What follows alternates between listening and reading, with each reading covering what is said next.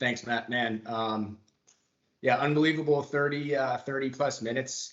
Seems like even more emotional than I thought, right? And really, the theme, if anything, was just the overcoming of just insurmountable odds, right? And coming out winning at the end. So congratulations to all of our winners. And what a great opportunity to welcome one of our partners at Molson Coors, Coors Light and Terrapin, and of course illustrious Major League Baseball career, and now the face and voice of the Atlanta Braves, Jeff Francoeur. So Jeff, thanks so much for joining us this morning. You're very important. The Braves are, and you are a very important part of our business that we use to drive our business forward. So appreciate all you do for us, for Coors Light and Terrapin, and then, obviously everything that the Braves mean to our brand across the Southeast region here. So you can see kind of Jeff's little slide I put together. Jeff, I hope it's as accurate as possible and it's approved. But obviously a great 11 plus Major League Baseball career, many teams, but for most of us here in the Southeast, we know you, of course, as an Atlanta Brave, and all these great images over the years, and now you've become a collaborator brewer with us with the Terrapin Frenchies Blues that's had tremendous success across the region, and of course call all the great Braves games and witness some unbelievable insurmountable overcome of odds this past year of 2021. So welcome, and hopefully you can give us some insight as far as just some winning mentalities and what you saw, and we can relate to kind of what we do on a daily basis for the World Series champs.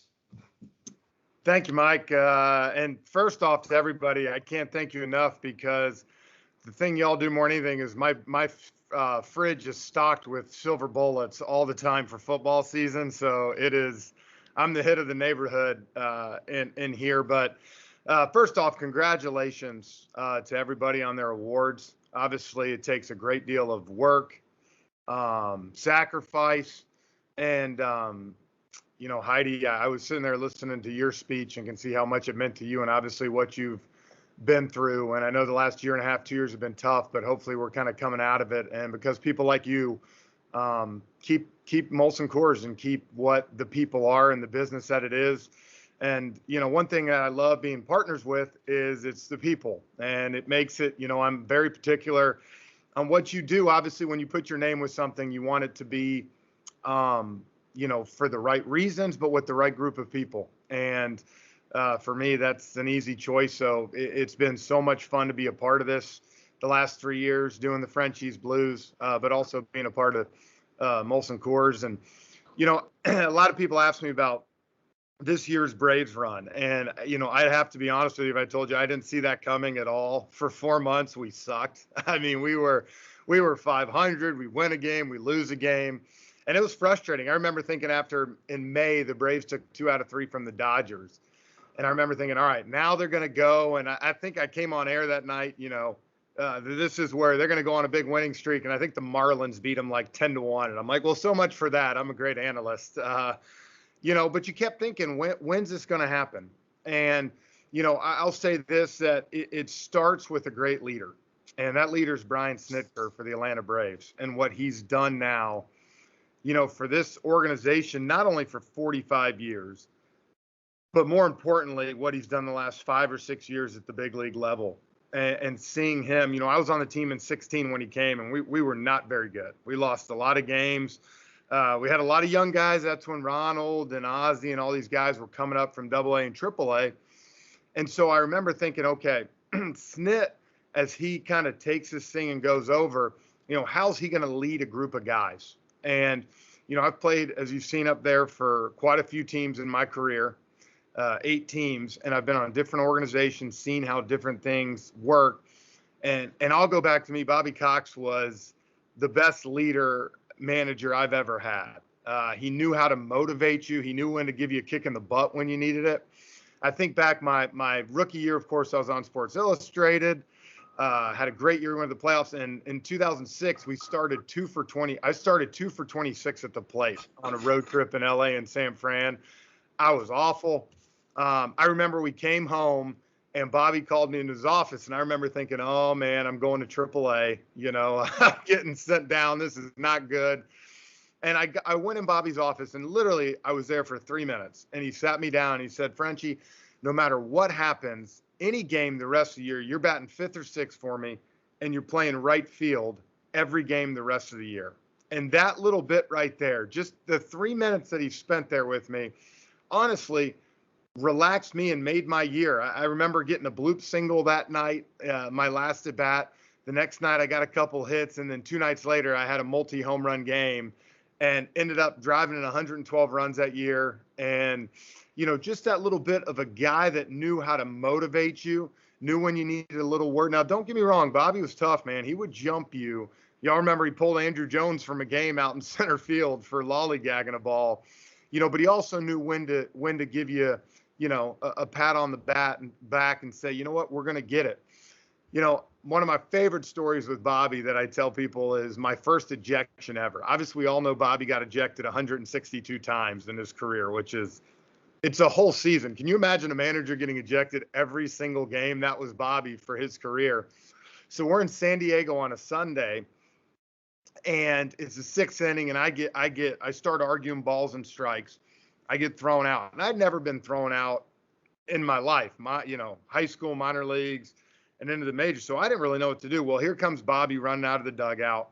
Of course, he starts yelling at the ump. Dip spit goes everywhere, and he gets tossed in about 5 seconds. I don't even know if Bobby had time to say anything before they threw him out of the game. And we're walking back up the tunnel. And like I said, I'd never been thrown out, so I didn't know what to do. And I was like, Bobby, what do I do? And he said, go up, get in the ice bath, have a couple beers, he said, and get ready for tomorrow. And he said, they'll probably fine you $1,000. And I said, okay. He said, or do what I do. I send a $30,000 check in at the beginning of the year and tell him if I owe anything at the end to bill me. If not, give the rest to charity. And I just always remember laughing so hard because here was a guy that just, he went for his players. He was going to stick up for you. I actually got tossed 5 times as an Atlanta Brave, and Bobby got tossed with me 4 times. So it shows you what kind of manager. So when Brian Snicker takes over, he's a mold of Bobby Cox. He lived and breathed under Bobby, did the same thing. So when the Braves were 500 for 4 months, I remember they went on that road trip before the All-Star break. They played the Mets and the Phillies. And, that was a big trip. I think if the Braves would have finished 3-6, even maybe 4-5, they might have sold at the deadline instead of adding pieces. And luckily they were 2-2 in Philadelphia, and they go to New York and they go 3-2 in New York. So they finished 5-4. And the next day, they get Jock Peterson, then Jorge Soler, Richard Rodriguez. And then of course, a lot of people didn't even realize that we got Eddie Rosario at the time because he was hurt and wasn't going to play for another month. And he probably ended up being the biggest pickup we had, obviously, with what he did in the NLCS. So I remember Bobby all of a sudden getting these guys and molding them together. Y'all can imagine, just like your work, one of the key things is you got to bring a group together and you got to mold them. You got to have cohesiveness with the crew. Doesn't mean you got to be best friends. Doesn't mean you got to hang out all the time, but you got to work together to make your business better, to make people better. And Brian was able to do that. Next thing you know, the team started to move along, and they end up, going on this magical run to the playoffs. I was lucky enough to get a call to playoffs with TBS for the 2 playoff series. And I remember when they played the Brewers, I actually loved the Braves' chances against the Brewers. The Brewers had an unbelievable pitching staff, but they didn't really have any offense. And it showed. The Braves, won that series 3-1. But when I knew this team was different was, if you remember, game 1 and 2 of the NLCS at home in Atlanta, it was electric. The crowd was unbelievable. The Braves go up 2-0. They go out to L.A. And if none of y'all have ever been, I'm sure some of you have, Dodger Stadium is a tough place to play. And I think the Braves had lost 10 of 11, their last 11 at Dodger Stadium going in there. And game 3, the Braves are up by 2 or 3 runs in like the 6th inning, and Cody Bellinger hits the big 3-run homer. And it literally, at that time, you felt like that flipped the whole series. The stadium was going crazy. It was like all of a sudden, here come the big bad Dodgers. And they went up 2-1 after that game. And I remember thinking, how are they going to respond? And a team takes after their manager. And I remember we stayed at the same hotel as the Braves did with TBS. And there was a Morton's across the street. So I remember walking down, it's down this little thing in the Morton's, and all of a sudden, like 3/4 of the Braves team is there. Snit's got the whole coaching staff there, and they got bottles of wine, they got cocktails, and they're all laughing, having a good time. And I remember thinking, this team's going to be just fine. They knew that it was one game. They weren't going to let it define them, what their season was. And again, they take after a manager. They take after, what Bobby passed down to Snit and what Snit had passed down with Ron Washington, Eric Young, and the rest of these coaches. It was a different team. And, a lot of people ask me, how are you able to, stay unbiased during the thing? And I'll be honest, it was tough. I think my agent's on here, Keith, he would text me every day, of course, because he liked my job security, stay the line, toe the company line. But I do remember in game 6 was the first time that I ever stood up and let something go, as I'm sure everybody remembers. They had the bases loaded, and Matzik came in and blew Mookie Betts' doors off on 3 fastballs. It was like 98, 99, 99. And I remember after the last strikeout, I stood up and I kind of pumped my fist like this a little bit. I didn't say anything because obviously I can't do it. But Brian Anderson was sitting next to me, and of course he's a Brewers guy, and he just looked at me and shook his head, and gave me a thumbs up. But it was so cool because I've got to play with all these guys. I've seen what Brian Snitker's gone through as a guy. In 2013, he got sent back to AAA from the big leagues, like it was his fault the Braves lost in 2013. But he didn't burn any bridges. He put his head down, he went back to work, and he finally got rewarded. And of course, then they go on to win the World Series. And it was always interesting because before the games, we'd get to spend 15 minutes with each manager. And Dave Roberts is a great manager. He's a great baseball man. He's been around a long time. And we would go with him, but he'd give you the company line every game. He'd tell you, he wouldn't give you anything really as an announcer that you could use. Well, then you'd go over to the Braves dugout with Snit, and he would almost give you too much. You'd almost want to be like, don't tell me everything because I'm going to say it. And it was just amazing how open he was. Day in and day out, even after that game 3 loss, we come in game 4, he's the same guy. And I always thought it was so the compliments he got from not just the announcers, but beat writers, people that spent time with him, they're like, man, this guy understands how hard the game is and what it's like to bring a team together every single day and be that same guy and be the leader. So closing here, before I open it up for some questions, I kind of want to challenge you guys a little bit with your business and what you do. And over the years, I've played for some great managers. I've been on a lot of teams. I've played with a lot of great players. And so I've come away with really 5 things for me that I think are very key to running a company, to being a leader, things that I think can make you successful and bring people along with you for the ride. And number 1, leaders, they move on. They don't waste time feeling sorry for themselves. I mean, no different than baseball games and y'all's business. You're going to have crappy days. You're going to have days that suck, that, quite frankly, you just want to get them done. But at the end of the day, you got to find a way the next day you come to work, let that go and move on. Number 2, they embrace change. And that's one of the toughest things to do. Right now, obviously the last year and a half with COVID, the way that you meet, the way that you sell to people, the way that you come across, just like this, it's very different. I would love to be, with y'all in a big room, having a beer, doing this, but sometimes you're not afforded that yet. Baseball analytics have become a huge piece, and I'm kind of an old school guy, but I've adapted to some of the analytics. Doesn't mean I love them all, but a lot of people that watch the games do. So I've had to embrace kind of the way that I go about doing that.